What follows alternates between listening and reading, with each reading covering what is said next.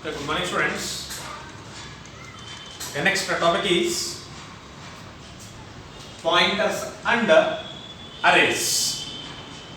ಅಂದ್ರೆ ಒಂದು ಎಕ್ಸಾಂಪಲ್ ತಗೊಂಡಿದ್ವಿ. ಅದರಲ್ಲಿ ನಾವು ಏನು ಮಾಡ್ತೀವಿ ಅಂದ್ರೆ ಪಾಯಿಂಟರ್ಸ್ ಅನ್ನು ಯೂಸ್ ಮಾಡಿರ್ತೀವಿ, ಜೊತೆಗೆ ಅರೇಸ್ ಅನ್ನು ಕೂಡ ಯೂಸ್ ಮಾಡಿರ್ತೀವಿ. ಯಾಕೆಂದ್ರೆ there is a close relationship between pointers and arrays. Pointers ಗೂ ಮತ್ತೆ ಅರೇಸ್ ಗೆ ತುಂಬಾ ಕ್ಲೋಸ್ ರಿಲೇಶನ್ಶಿಪ್ ಇದೆ. ಯಾಕೆ ಅಂತಂದ್ರೆ when a program is compiled, ನೀವು ಯಾವಾಗಾದ್ರೂ ಆಗಿರಬಹುದು, when a program is compiled, ಒಂದ್ಸಲ ಪ್ರೋಗ್ರಾಮ್ ನ ಬರೆದ್ಮೇಲೆ ಅದನ್ನ ಕಂಪೈಲ್ ಮಾಡಬೇಕು, ಆಮೇಲೆ ರನ್ ಮಾಡಬೇಕು. when a program is compiled, the compiler does not save the address of all the elements of the array. ಈಗ ಒಂದು array elements ಎಷ್ಟು, ಫಾರ್ ಎಕ್ಸಾಂಪಲ್ ಈಗ 10 ಅಂತ ಡಿಸೈಡ್ ಮಾಡಿದ್ವಿ. 10 ನಲ್ಲಿ ನೀವು 5 ಎಲಿಮೆಂಟ್ಸ್ ತಗೊಂಡಿದ್ದೀರಿ ಅನ್ಕೊಳ್ರಿ, ಆ 5 ಎಲಿಮೆಂಟ್ ಅಡ್ರೆಸ್ ನು ಸ್ಟೋರೇಜ್ ಮಾಡಲ್ಲ. does not save the address of all the elements of the array, but it can store only the address of the first element of the array. first element address ಮಾತ್ರ storage ಮಾಡ್ತದೆ. using that address all the array elements can be accessed. First address ಒಂದು ಗೊತ್ತಿದ್ರೆ ಸಾಕು, remaining ಎಲ್ಲಾ elements ನಾವು ಏನು ಮಾಡಬಹುದು ಅಂದ್ರೆ ಈಸಿಯಾಗಿ ಆಕ್ಸೆಸ್ ಮಾಡಬಹುದು. ಯಾಕೆಂದ್ರೆ ಈಗ ಫಾರ್ ಎಕ್ಸಾಂಪಲ್ ನಾನು 5 ಎಲಿಮೆಂಟ್ಸ್ ತಗೊಳ್ತೀನಿ, 10, 20, 30, 40, 50. ಫಸ್ಟ್ ಎಲಿಮೆಂಟ್ ಅಡ್ರೆಸ್ ಒಂದು ಗೊತ್ತಿದ್ರೆ ಸಾಕು. For example first element address is 2000, a of 0, a of 1, a of 2, a of 3, a of 4. First element address ಗೊತ್ತಾದ್ರೆ ನೆಕ್ಸ್ಟ್ ಎಲಿಮೆಂಟ್ ಯಾವ ಅಡ್ರೆಸ್ ಅಲ್ಲಿ ಇದೆ ಅಂತ ನಮಗೆ ಗೊತ್ತಾಗುತ್ತೆ. ಯಾವ ತರ ಗೊತ್ತಾಗುತ್ತೆ ಅಂದ್ರೆ ನಾವು 2000 ನಲ್ಲಿ ಏನ್ ಮಾಡಿದ್ವಿ, ಒಂದು ಎಲಿಮೆಂಟ್ ನ ಸ್ಟೋರೇಜ್ ಮಾಡಿದ್ವಿ, ಅದಕ್ಕೆ i ಯೂನಿಟ್ಸ್ ನ ಆಡ್ ಮಾಡಬೇಕು. i units for example int means integer takes 2 bytes for each and every element. ಪ್ರತಿಯೊಂದು ಎಲಿಮೆಂಟ್ ಸ್ಟೋರೇಜ್ ಮಾಡೋದಕ್ಕೆ 2 bytes ತಗೊಳ್ತದೆ. ಫಸ್ಟ್ ಎಲಿಮೆಂಟ್ 2000 ಅಲ್ಲಿ ಸ್ಟೋರೇಜ್ ಆಗಿದೆ ಅಂದ್ರೆ ನೆಕ್ಸ್ಟ್ ಎಲಿಮೆಂಟ್ ಎಲ್ಲಿ ಸ್ಟೋರೇಜ್ ಆಗಿರುತ್ತೆ ಅಂದ್ರೆ 2002. ಅದು ಫಿಕ್ಸ್. ಯಾಕಂದ್ರೆ ಪ್ರತಿಯೊಂದು ಎಲಿಮೆಂಟ್ 2 bytes ನ ಆಕ್ಟಿಫೈ ಮಾಡ್ತದೆ. ಯಾಕಂದ್ರೆ ನಾವು ಡಿಕ್ಲರೇಷನ್ ಅಲ್ಲಿ ಹೇಳ್ಬಿಟ್ಟಿದ್ವಿ int a of 10 ಅಂತ. ಇಂಟಿಜರ್ ಟೇಕ್ಸ್ ಓನ್ಲಿ 2 bytes ಮೆಮೊರಿಯಲ್ಲಿ ಫಿಕ್ಸ್ ಆಗ್ತದೆ. ಅದು ಫಸ್ಟ್ ಎಲಿಮೆಂಟ್ ಅಡ್ರೆಸ್ ಒಂದು ಗೊತ್ತಾದ್ರೆ ಸಾಕು, ನೆಕ್ಸ್ಟ್ ಎಲಿಮೆಂಟ್ ಅಲ್ಲಿ ಇರ್ತದೆ 2002, ನೆಕ್ಸ್ಟ್ ಎಲಿಮೆಂಟ್ 2004, ನೆಕ್ಸ್ಟ್ 2006, ನೆಕ್ಸ್ಟ್ 2008. ಅದಕ್ಕೆ ಪಾಯಿಂಟರ್ಸ್ ಗೂ ಮತ್ತೆ ಏನಾಗುತ್ತೆ ಅಂದ್ರೆ ಅರೇಸ್ ಗೂ ತುಂಬಾ ಕ್ಲೋಸ್ ರಿಲೇಶನ್ಶಿಪ್ ಇರ್ತದೆ. ಯಾಕೆ ಪಾಯಿಂಟರ್ಸ್ ಯಾವಾಗಲೂ ಅಡ್ರೆಸ್ ಸ್ಟೋರೇಜ್ ಮಾಡ್ತದೆ. ಫಸ್ಟ್ ಎಲಿಮೆಂಟ್ ಅಡ್ರೆಸ್ ಒಂದು ಗೊತ್ತಿದ್ರೆ ಸಾಕು, ರಿಮೈನಿಂಗ್ ಎಲ್ಲಾ ಎಲಿಮೆಂಟ್ಸ್ ನಾವು ಏನ್ ಮಾಡಬಹುದು ಅಂದ್ರೆ ಈಸಿಯಾಗಿ ಆಕ್ಸೆಸ್ ಮಾಡಬಹುದು just by adding i units. i units address ನ ಸ್ಟೋರೇಜ್ ಮಾಡ್ಕೊಂತ ಹೋದ್ರೆ ಸಾಕು. ಇಲ್ಲಿ ನಾವು ಇಂಟಿಜರ್ ಅಂತ ಡಿಕ್ಲರೇಷನ್ ಮಾಡಿದೀವಿ, ಫಸ್ಟ್ ಎಲಿಮೆಂಟ್ ಅಡ್ರೆಸ್ 2000 ಅಂತ ಗೊತ್ತಾದ್ರೆ ನೆಕ್ಸ್ಟ್ ಎಲಿಮೆಂಟ್ ಎಲ್ಲಿರ್ತದೆ ಅಂದ್ರೆ 2002, ನೆಕ್ಸ್ಟ್ 4, 6, 8. ಯಾಕಂದ್ರೆ 2 i ಯೂನಿಟ್ಸ್ ನ ಆಡ್ ಮಾಡ್ತಾ ಹೋಗ್ತಾ ಇದೀವಿ. That is a pointers and arrays. There is a close relationship between pointers and arrays. When a program is compiled, the compiler does not save the address of all the elements of the array. Compiler ella element address na storage madalla, but it can store only the address of the first element of the array.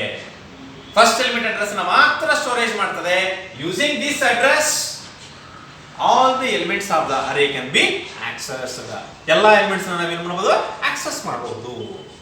ಒಂದು example ಕೊಟ್ಟಿದೆ ನೋಡಲಿ, void mean int a of 10 elements ಅವರು storage ಮಾಡಬಹುದು. i n see how enter the number of elements. ನಿಮಗೆ ಎಷ್ಟು elements ಬೇಕೋ ಅಷ್ಟು elements ನ ಎಂಟರ್ ಮಾಡ್ರಿ. ಎಂಟರ್ ಮಾಡಿದಾಗ there is a n number. what is the number means 5. n value ಎಷ್ಟೀಗ 5. see how enter the array elements. ಆ 5 elements ಯಾವ ಯಾವ ಅಂತ ನೀವು ಏನು ಮಾಡಬೇಕು, ಈಗ ರೀಡ್ ಮಾಡಬೇಕು. for i is equals to 0 ಇಲ್ಲ ಹಾಕ್ತೀನಿ, less than what is the value 5, 0 less than 5 condition is true. True ಆದಾಗ ಇಲ್ಲಿ ಒಂದು star a plus i value 0. a star a means the first element address. ಅದರಲ್ಲಿ ಯಾವ element ಕೊಡ್ತಾ ಇದೀವಿ 10. Okay, first element ನ ರೀಡ್ ಮಾಡಿದ್ವಿ, ಹೌದಾ? Next i++. i++ means 1. i value ಎಷ್ಟೀಗ 1. 1 less than n n is ಎಷ್ಟು 5 1 less than 5 ಅಂದ್ರೆ condition is true ಆದಾಗ ಇಲ್ಲಿಗೆ ಎಂಟ್ರಿ ಹಾಕ್ತೀವಿ a ಅಡ್ರೆಸ್ ಜೊತೆಗೆ ಆಡ್ ಮಾಡ್ತಾ ಇದೀವಿ ಯಾವನ್ನ i ಯೂನಿಟ್ಸ್ ನ i ವ್ಯಾಲ್ಯೂ 1 ಅದನ್ನ ಆಡ್ ಮಾಡಿದಾಗ ಅಲ್ಲಿ ಇನ್ನೊಂದು ಎಲಿಮೆಂಟ್ ಸ್ಟೋರೇಜ್ ಆಗಿರ್ತದೆ next i++ 1 is 1++ 2 less than 5 true ಇನ್ನೊಂದು ಎಲಿಮೆಂಟ್ 30 ಆಮೇಲೆ 40 ಆಮೇಲೆ 50 ನೋಡಿ ಈ ಮೂರು ಸ್ಟೆಪ್ಸ್ ನ ರೀಡ್ ಮಾಡೋದಕ್ಕೆ ಈ ಮೂರು ಸ್ಟೆಪ್ಸ್ ನ ಡಿಸ್ಪ್ಲೇ ಮಾಡೋದಕ್ಕೆ the array elements are for I is equals to 0 less than n condition is n value 5 0 less than 5 ಆದ್ರೆ c out means display c in read ಇಲ್ಲಿ ರೀಡ್ ಮಾಡ್ತೀವಿ first element second element third element fourth element fifth element ಅದೇ ತರನೇ c out ಅಂದ್ರೆ first element a value 0 plus i value 0 sorry a value address first element address i value ಬಂದು 0 first element address ಅಲ್ಲಿ ಏನಿದೆ 10 ಅದನ್ನ display ಮಾಡ್ತದೆ ಆಮೇಲೆ 20 30 40 50 just read and display ಇಲ್ಲಿ ಏನು ಅಂದ್ರೆ ಅರೇಸ್ ನ ಮತ್ತೆ ಯಾವ್ದನ್ನ ಪಾಯಿಂಟರ್ಸ್ ನ ಎರಡನ್ನೂ ಯೂಸ್ ಮಾಡಿದೀವಿ ನೋಡ್ರಿ a of 10 ಅನ್ನೋದು ಅರೇ ಸ್ಟಾರ್ a plus i ಅನ್ನೋದು ಪಾಯಿಂಟರ್ ಇಲ್ಲಿ ಏನ್ ಮಾಡ್ತಂದ್ರೆ ಅಡ್ರೆಸಸ್ ನ ಮಾತ್ರ ಆಕ್ಸೆಸ್ ಮಾಡ್ತೀವಿ ಅಷ್ಟೇ ಯಾವುದೇ ಎಲಿಮೆಂಟ್ಸ್ ನ ಆಕ್ಸೆಸ್ ಮಾಡಲ್ಲ ಅರ್ಥ ಆಗ್ತಾ ಇದೆಯಾ that is the use of pointers and arrays there is a close relationship between the pointers and arrays when a program is compiled the compiler does not save the address of the all the elements of the array all the elements of the array but it can store only the address of the first element of the array using that address all the elements of the array can be accessed that is the use of pointers and arrays next similarly pointers and strings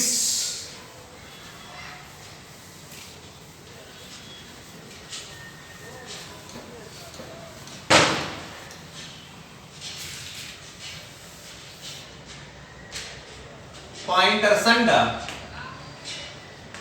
strings ನಮಗೆ already ಗೊತ್ತು string ಅಂದ್ರೆ ಏನು string is a sequence of characters enclosed within the double quotation marks string is a sequence of characters enclosed within the double quotation marks is called a string ಇದರಲ್ಲೂ ಅಷ್ಟೇ there is a close relationship between pointers and strings string is a sequence of characters enclosed within the double quotation marks the strings are always ends with the null character or /0 string ಯಾವಾಗಲೂ end ಆಗುತ್ತೆ ಯಾವುದನ್ನ ಅಂದ್ರೆ null character or /0 this strings ಅಲ್ಲಿ ನಾವು ಏನು ಮಾಡ್ತೀವಿ ಅಂದ್ರೆ when a program is compiled the compiler does not save ಈ strings ಅಲ್ಲಿ when a program is compiled the compiler does not save the address of all the characters ಎಲ್ಲಾ characters address storage ಮಾಡಲ್ಲ but it can store only the name of the string ಯಾವುದನ್ನ storage ಮಾಡ್ತದೆ name of the string ನ ಮಾತ್ರ storage ಮಾಡ್ತದೆ when a program is compiled the compiler does not save the address of all the characters of the string but it can store only the name of the string ಇದು ಯಾವುದನ್ನ storage ಮಾಡ್ತಂದ್ರೆ name of the string ನ ಮಾತ್ರ storage ಮಾಡ್ತದೆ take for example char s of 6 char star cptr pointer next cptr is equals to s ನೋಡಿ char s of 6 this is a string declaration this is a pointer declaration next we are assigning a string to the pointer ಒಂದು example ಬರೀತೀನಿ ನೋಡ್ರಿ char s of 6 is equals to hello ಅಂತ ಬರೆದಿದ್ದೀವಿ ಇಲ್ಲಿ ಇದು ಯಾವ ತರ storage ಆಗ್ತದೆ ಅಂದ್ರೆ first H E L L O last ಬಂದು ಸ್ಲ್ಯಾಶ್ 0 ಅಂದ್ರೆ S of 0 S of 1 S of 2 S of 3 S of 4 S of 5. ನಮ್ಮ ಹತ್ರ ಟೋಟಲ್ ಆಗಿ 5 ಕ್ಯಾರೆಕ್ಟರ್ಸ್ ಇದೆ. It is understood the last character is always null character or slash 0. Last character ಏನಾಗಿರ್ತದೆ slash 0 ಆಗಿರ್ತದೆ. ನೀವು entry ಮಾಡಿದ್ರು ಮಾಡಿಲ್ಲ ಅಂದ್ರೆ ಸಿಸ್ಟಮ್ ಅದಷ್ಟಕ್ಕೆ ಏನ್ ಮಾಡ್ತದೆ ಆಡ್ ಮಾಡ್ಕೊತಿದೆ ಸ್ಲ್ಯಾಶ್ 0 ಅನ್ನು.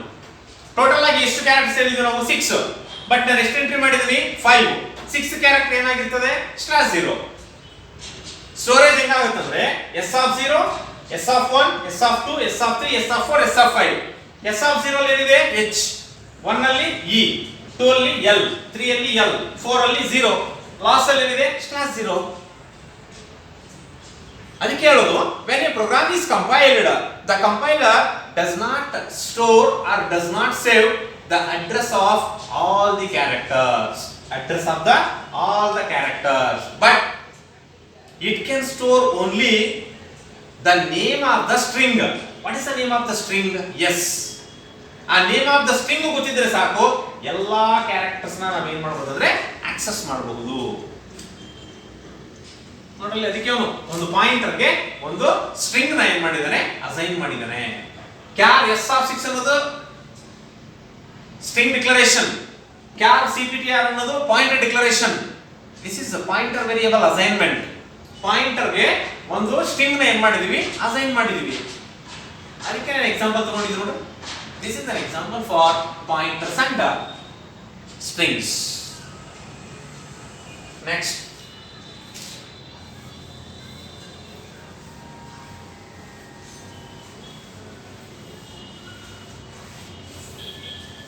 pointers as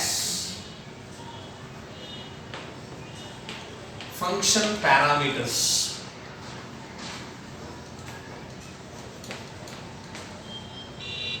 ಒಂದು ಎಕ್ಸಾಂಪಲ್ ಇದೆ ನೋಡಿ.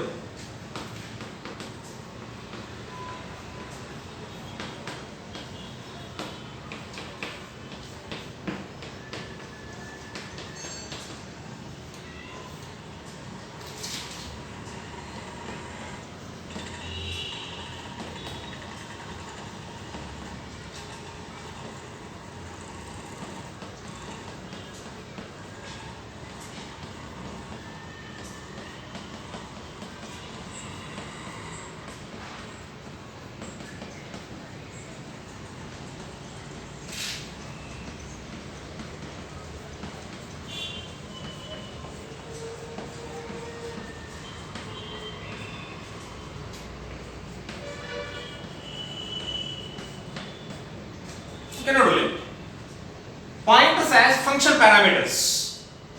ಇದು ಫಂಕ್ಷನ್, ಇದರಲ್ಲಿ int star x int star y ಅನ್ನೋದು ಪ್ಯಾರಾಮೀಟರ್ಸ್. ಆ ಪ್ಯಾರಾಮೀಟರ್ಸ್ ಗೆ ನಾವೇನ್ ಕೊಟ್ಟಿದ್ವಿ ಅಂದ್ರೆ ಪಾಯಿಂಟರ್ಸ್ ನ ಯೂಸ್ ಮಾಡಿದೀವಿ. ಇದರಲ್ಲಿ swapping means interchange the values of two variables. ನಾವು ಎರಡು ವ್ಯಾಲ್ಯೂಸ್ ನ ಸ್ಟೋರೇಜ್ ಮಾಡುವಾಗ ಪಾಯಿಂಟರ್ಸ್ ನಮಗೆ ಗೊತ್ತು.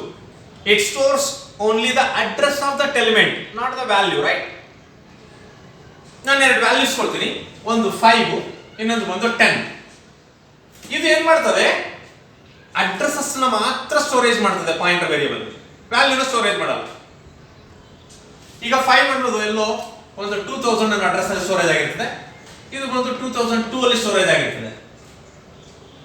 ಈಗ ನೋಡಲಿ, void swap ampersand of number 1 comma ampersand of number 2 ಅಂದ್ರೆ address of number 1 address of number 2. what is address of number 1? 2000. address of number 2 2002. ಇವನ್ನ ತಗೊಂಡು ಅದರಲ್ಲಿ ಯಾವ ವ್ಯಾಲ್ಯೂ ಇದೆ, 2000 ಅಲ್ಲಿ ಬಂದು 5 ಇದೆ, ಅದು x ಗೆ ಹೋಗುತ್ತೆ. 2002 ಅಲ್ಲಿ ಬಂದು 10 ಇದೆ, ಅದು ಯಾವುದಕ್ಕೆ ಹೋಗುತ್ತೆ ಅಂದ್ರೆ y ಗೆ ಹೋಗುತ್ತೆ.